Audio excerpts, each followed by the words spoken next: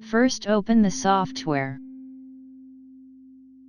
Now select the input type, directory mode, or file mode, then click on Browse button.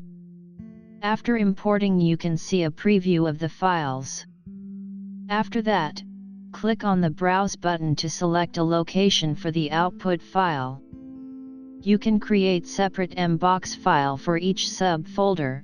It works only in directory mode.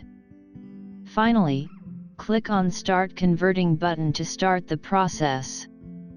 The process has completed. Thanks for watching.